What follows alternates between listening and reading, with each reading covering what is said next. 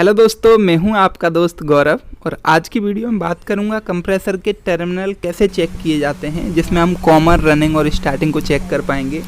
और यहाँ दोस्तों हम कैपेसिटर के कनेक्शन करना सीखेंगे, क्योंकि गलत कनेक्शन हमारे कंप्रेसर को डैमेज कर सकता है, कंप्रेसर को ब्लास्ट कर सकता है। इसीलिए हम प्रॉपर और अच्छे तरीके से कनेक्शन करना सीखेंगे। यहाँ दोस्तों हम देख सकते हैं कंप्रेसर के हमें 3 टर्मिनल दिख रहे हैं, जिनको मैं आपकी स्क्रीन पे नोट डाउन कर देता हूँ। यहाँ दोस्तों कंप्रेसर के तीनों टर्मिनल और क्लैंप मीटर की डिस्प्ले को मैंने दिखाया है। अब बारी बारी से प्रैक्टिकली कंप्रेसर के टर्मिनल पे कंटिन्यूटी चेक करूँगा और रजिस्टेंस को यहाँ नोट डाउन करूँगा, जिससे आप बहुत अच्छे से समझ पाओगे। अब दोस्तों मैं कंप्रेसर के टॉप के दोनों टर्मिनल के बीच में रेजिस्टेंस चेक कर रहा हूँ, जिसमें 8.1 ओम आ रहा है। 8.0 फ्लैक्चुएट होता है थोड़ा बहुत, आप देख सकते हैं। इसे मैं पेपर पर नोट डाउन कर लूँगा। टॉप के दोनों सिरों के बीच का रेजिस्टेंस है जो मैंने नोट डाउन कर लिया है। अब राइट हैंड और बेस के टर्मिनल के बीच में रेजिस्टेंस चेक करेंगे हम।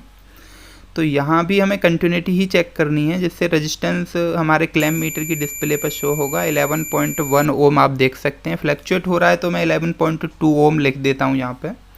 अब जो मेरा लेफ्ट हैंड का और बेस का टर्मिनल है, इसके बीच रेजिस्टेंस चेक करूँगा तो 3.2 ओम आ रहा है, जिसको भी मैं नोट डाउन कर देता हूँ इस पेपर पे। अब इधर आप राइट हैंड में देख सकते हैं, इधर मैंने ये लिख दिया है आपको प्रॉपर तरीके से समझाने के लिए। जो सबसे कम रेजिस्टेंस होता है हमारा कॉमन और रनिंग के बीच में होता है, क्योंकि जो हमारी स्टार्टिंग वाइंडिंग होती है इसमें टर्न की संख्या ज़्यादा होती है, क्योंकि ये स्टार्टिंग में लोड पड़ता है कंप्रेसर को स्टार्ट करने के लिए। कोई भी पंखा सही या हमारा सीलिंग फैन, टेबल फैन जो भी होता है, स्टार्टिंग टर्न ज़्यादा होते हैं, स्टार्टिंग वाइंडिंग ज़्यादा रखते हैं हम। तो स्टार्टिंग का रेजिस्टेंस हमारे रनिंग वाले रेजिस्टेंस से ज़्यादा होता है थोड़ा। तो यहाँ 3.2 ओम जो रेजिस्टेंस है ये कॉमन और रनिंग के बीच में हो गया। 8.1 ओम रेजिस्टेंस है ये कॉमन और स्टार्टिंग के बीच में हो गया। 11.2 ओम रेजिस्टेंस है ये हमारा रनिंग और स्टार्टिंग के बीच में हो गया। अब हमें टर्मिनल फाइंड आउट करने के लिए 2 कॉमन पॉइंट देखने हैं। लेफ्ट हैंड की तरफ हम देखेंगे तो नीचे कॉमन और रनिंग है, ऊपर कॉमन और स्टार्टिंग। तो लेफ्ट हैंड वाला पॉइंट हम कॉमन मान सकते हैं, क्योंकि हमें 2 पॉइंट एक जगह दिख रहे हैं, यहाँ से कॉमन कैंसिल हो जाएगा। अब नीचे वाले पॉइंट बेस की बात करें तो कॉमन रनिंग दिख रहा है और रनिंग प्लस स्टार्टिंग दिख रहा है। तो यहाँ से हमें आर कॉमन मिल रहा है, तो नीचे वाला पॉइंट है ये हमारा रनिंग हो गया। अब हम ऊपर की तरफ जाते हैं, जो राइट हैंड पे है हमारे राइट हैंड पे हमें कॉमन और स्टार्टिंग दिख रहा है और नीचे रनिंग और स्टार्टिंग। तो स्टार्टिंग का जो पॉइंट है वो हमें राइट हैंड वाला दिख रहा है। ऐसे करके हम इसके टर्मिनल फाइंड आउट करते हैं। ये सबसे बेस्ट और प्रॉपर तरीका है इसके टर्मिनल को फाइंड आउट करने का। अब हम प्रैक्टिकली इसके कैपेसिटर के कनेक्शन समझ लेते हैं, फिर आपको ड्राइंग से समझाऊंगा।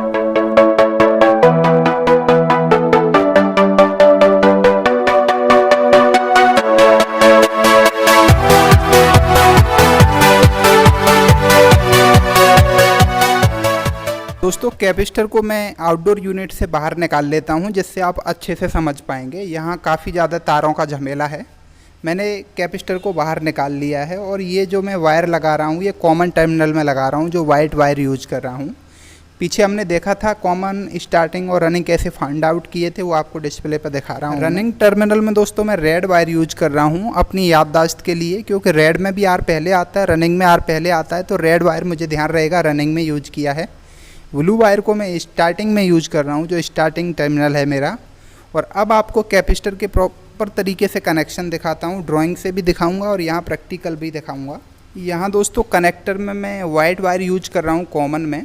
जो मेरा न्यूट्रल है वहाँ मैं कॉमन यूज किया हूँ, क्योंकि न्यूट्रल हमेशा कॉमन में ही जाता है।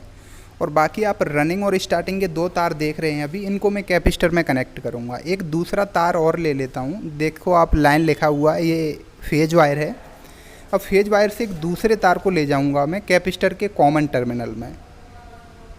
ये आप देख सकते हैं इस पर कॉमन लिखा हुआ है, अभी थोड़ा सा साफ़ नहीं है। हाँ अब आप देख सकते हैं ये कॉमन लिखा दिख रहा है आपको। इस कॉमन पॉइंट में लगा दूंगा और कॉमन से ही आउट करूंगा, उसको ले जाऊंगा मैं अपने रनिंग पॉइंट में। अगर यहाँ मैं स्टार्टिंग वाला पॉइंट लगा दूंगा तो मेरे कनेक्शन गलत हो जाएंगे। यहाँ तो आप देख सकते हैं कि इसमें 2 टर्मिनल यूज के लिए हैं कैपेसिटर में, एक फ़ैन के लिए है और एक हमारे कंप्रेसर के लिए। इस पर आप देखेंगे एफ लिखा हुआ है जो फ़ैन के लिए है, और दूसरी साइड में एच लिखा हुआ है जो कंप्रेसर के लिए है। अगर बाई चांस हमारे पास सिर्फ और सिर्फ कंप्रेसर के लिए कैपेसिटर होता है, तो वहाँ भी हम ऐसे ही कनेक्शन करते हैं प्रॉपर तरीके से। मैं आपको ड्राइंग के ज़रिए से प्रॉपर समझाता हूँ, जिससे आपके सारे डाउट क्लियर हो जाएंगे। यहाँ दोस्तों आप देख सकते हैं, आपको कंप्रेसर के तीनों टर्मिनल दिख रहे हैं, जिसमें से कॉमन, स्टार्टिंग और रनिंग तीनों टर्मिनल हैं। जैसा हमने कनेक्शन अभी प्रैक्टिकली किया था, अब हम ड्राइंग के ज़रिए समझ रहे हैं। अब कॉमन टर्मिनल से मैं अपना जो वायर लेके गया हूँ, ये मैं कनेक्टर पे लेके गया हूँ, जहाँ न्यूट्रल पॉइंट पे मैंने कनेक्ट कर दिया है। कनेक्टर में हम 3 पॉइंट देख सकते हैं, फेस, न्यूट्रल और अर्थ। अब फेस वायर से हम कनेक्टर से एक तार ले जाएंगे, वो अपने कैपेसिटर में लेकर के जाएंगे। कैपेसिटर में 3 पॉइंट का दिखा रहा हूँ, इसके बाद 2 पॉइंट का दिखाऊंगा। ये जो 3 पॉइंट का कैपेसिटर है, इसमें से एक कॉमन पॉइंट है, उस कॉमन पॉइंट पे हम फेज लेकर के गए हैं। अब कॉमन पॉइंट से फेज को आउट करेंगे और अपने कंप्रेसर के रनिंग टर्मिनल में दे देंगे। अगर दोस्तों हम गलती से फेज को कॉमन टर्मिनल से आउट करके स्टार्टिंग में दे देते हैं, तो कंप्रेसर हमारा चलेगा, लेकिन थोड़ी देर बाद वो हीट हो जाएगा और ट्रिप हो जाएगा। इसलिए हमेशा हमें कॉमन टर्मिनल को रनिंग पॉइंट में ही देना है।